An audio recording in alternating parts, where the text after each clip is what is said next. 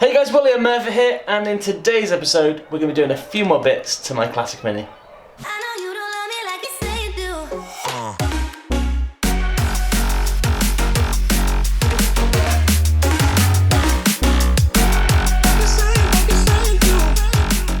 So in the previous episode we managed to get the stone chip done on the bulkhead and the wheel arches.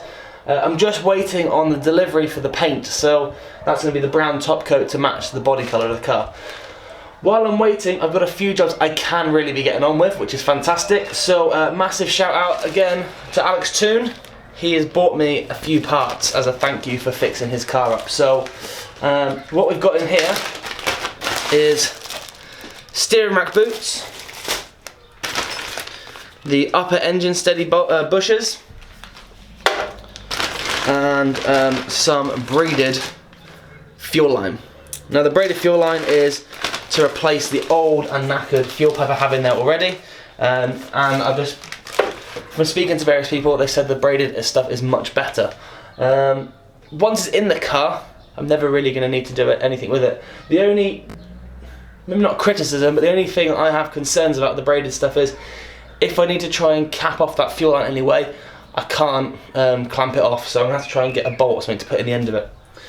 It's not the end of the world, but it's just one of those things. So what I'm going to do, and what I also got was, let me show you, I got these. Now these are bobbins. Now they look like the same you have in the exhaust, except for they're a little bit longer.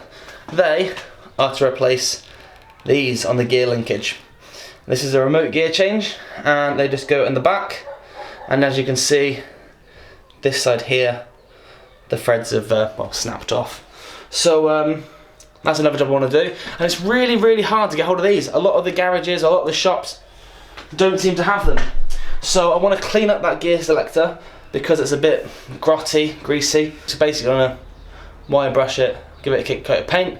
So I'm on my lunch, I've only got like half an hour, so let's get cracking. Right, so the first job I'm going to look at today is to look at this. Now this is my steering rack. Now as you can see, the boot has seen, well, quite better days. It's split, it's torn, and I think if I pull it up, it'll just, yeah, destroy. So this is actually a relatively new rack. I had a bit of play in the inner joint on the rack, and I can't find anywhere that sells the inner arms, so I bought myself a new rack. It's probably been on the car about 4 years, and of 4 years it's probably been on the road for about 2 months. So the first job is to take the boots off and replace them with the new ones, or so I thought. So as you can see here, these are the old boots and these are the new ones that I was supplied. So I'm going to look and see if there's a different boot, like a longer boot, because that's just going to pop off as soon as I turn the wheel. But for now I'm just going to try and clean all this up. And in theory it should clean up pretty nicely because it is still relatively new.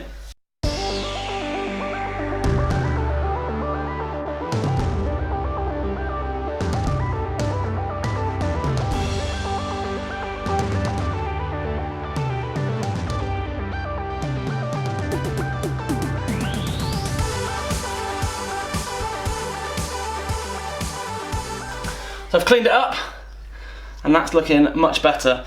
I'm going to put a bit of grease on the shaft and then work the steering back and forth. So what happens is as you turn your steering wheel, this spline here rotates. It's a bit hard to turn with one hand. No, I can't do it. So what happens is as you turn your steering wheel, your steering column comes down onto here.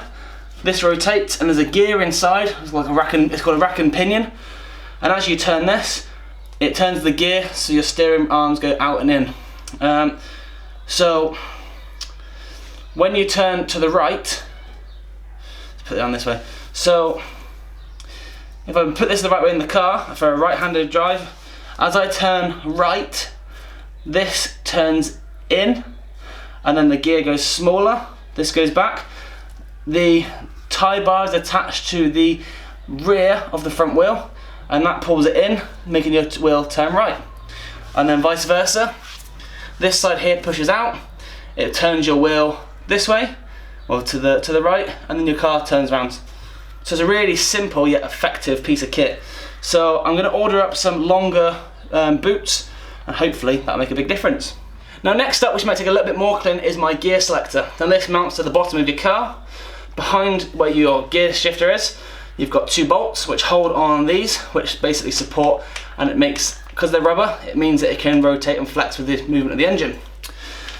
Over here you've got your reverse switch, and then one of these is to support and the other one is to change gear. So as you can see, as I change gear, it'll also rotate.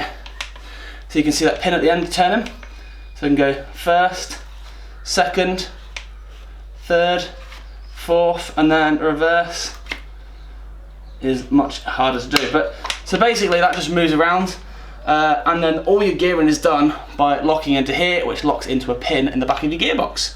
So I'm going to try and clean this up now. This is, as you can see, a lot more grimy. I'm pretty sure this hasn't been off the car in 40 years, so it's 40 years worth of grot. We'll get it sorted though. So let's give it a quick wire brush and see how we get on.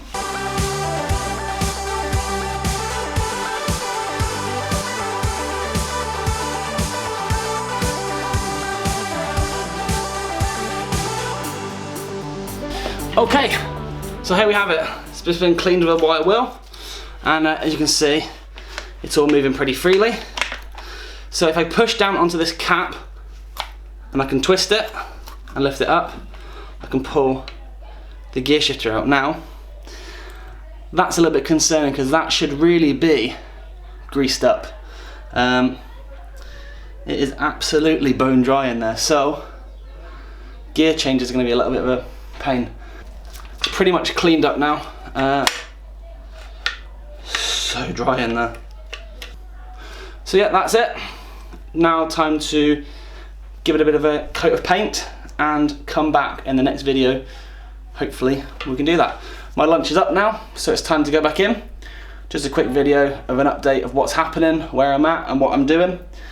Hopefully I'll be painting the bulkhead shortly, and yeah, get all these bits and pieces back together, ready to be installed when the engine goes back in and we can go for that first drive. So I've got less than 100 days until IMM, so the time is ticking down and I'm nervous.